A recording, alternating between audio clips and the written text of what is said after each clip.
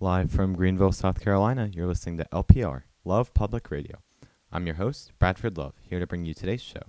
Today we are here to answer one question. Is spiritual healing a viable alternative for modern medicine?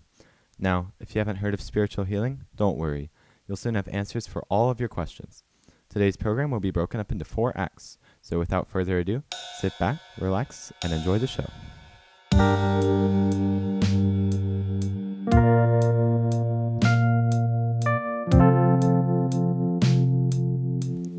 Our first act is going to be all about Educated, a memoir by Tara Westover.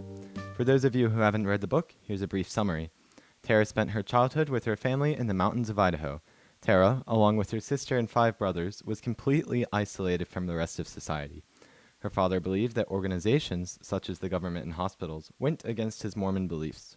So because of their religion, the family was isolated. They lived off their land and had everything they needed to survive in the mountains.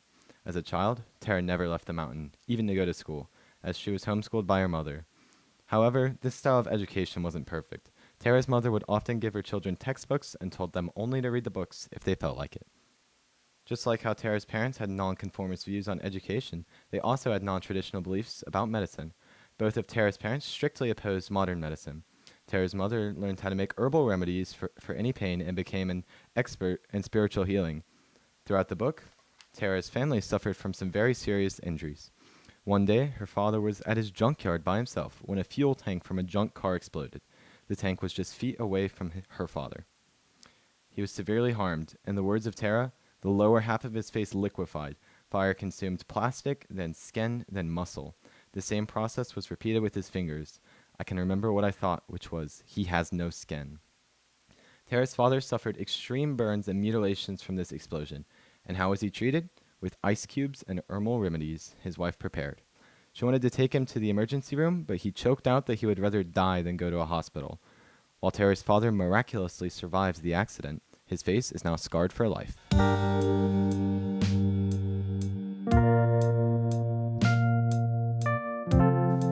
Instead of modern medicine, Tara's family used spiritual healing and alternative medicine. What does this mean? According to a blog post intended for nurses, alternative medicine is a treatment that is used in place of conventional medical treatment. An example of this is if someone drank herbal medicine instead of taking pills to cure a cold. Another type of medicine is referred to as spiritual healing.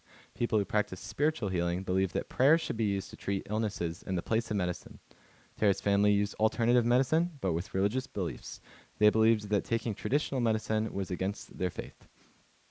By now, you must be wondering, are alternative medicine and faith-based healing just as effective as modern medicine? Not surprisingly, the answer is no. Modern medicine is much more effective than other forms of healing. This can be proven by examining a case in Idaho. An anti-medical group called the Followers of Christ buries all of their dead in a cemetery called Peaceful Valley. From 2002 to 2017, the Followers of Christ buried 189 people in their cemetery. 63 of these graves are filled with minor children or stillbirths. A third of this cemetery is made up of minor children.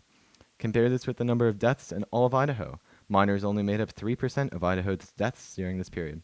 Therefore, this anti-medical group had a child mortality rate that was 10 times higher than the state average.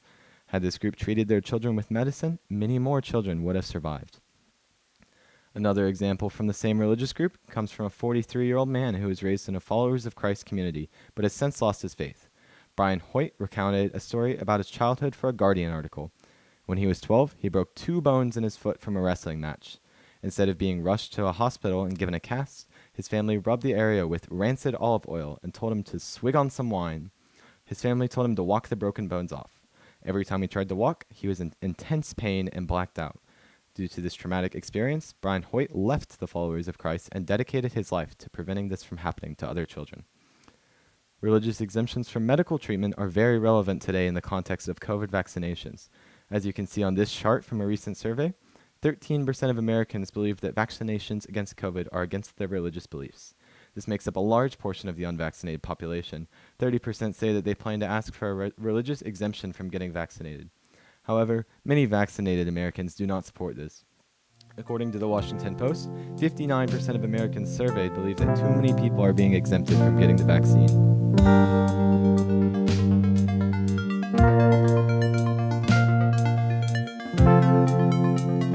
So, So, I interviewed my cousin Luke about an alternative medicine to get an opinion from someone in the medical community. He's a med student. I asked him, are there any benefits to taking alternative medicine?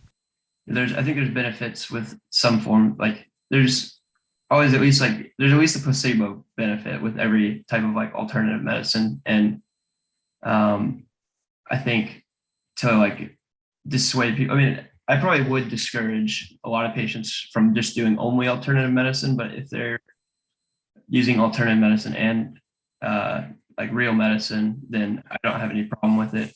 I think the bad parts of alternative medicine are when people like um, are ignoring like medical treatments. And I think that's pretty rare. They kind of teach us to, if someone brings up that they're doing alternative medicine and it's not harming them in any way, um, and they're using modern medicine alongside of it, they tell us to like even encourage patients to continue it because if they see it as a benefit, even if we don't think it's benefiting them at all, there's no reason for us to step in and say, hey, stop doing this. So, yeah, to summarize, you think that you wouldn't necessarily recommend alternative medicine as a first choice for everyone, but it's not inherently bad in some situations. Yeah, and like I'm not going to bring alternative medicine up like to a patient. Like I'm not going to prompt that discussion, but I'm not opposed to it, and it's I kind of like always want to hear about it, and as long as they're like using modern medicine as well, I think there's no problem with alternative medicine. I showed Luke the chart I referenced earlier and asked him what he thinks about people getting religious exemptions from being vaccinated against COVID. I don't really think. I mean, I don't think that anyone's religion's really. I mean, there might be some obscure religions, but definitely not 30%. Yeah, definitely not like 30% of the unvaccinated. That's just an absurd amount of people. I think people are, yeah, maybe looking for an excuse or whatever. Well, thanks for coming on this show. Yeah.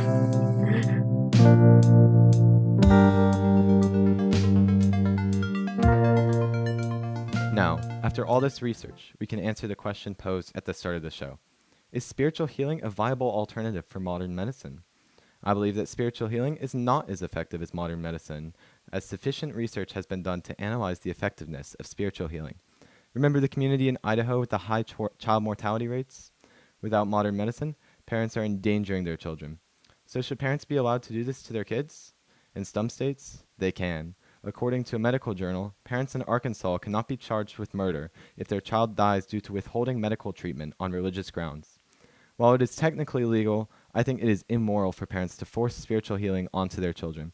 It is the parents' responsibility to keep their children safe, and they are failing at this responsibility when they deny their children medical care. The author of Educated, Tara Westover, shares my belief that modern medicine is more effective than spiritual healing. After Tara moved out from her parents, she saw a doctor and caught up on all the vaccinations she missed as a child. In conclusion, take alternative medicine if you want, but Tara and I will be sticking with modern medicine. Thank you.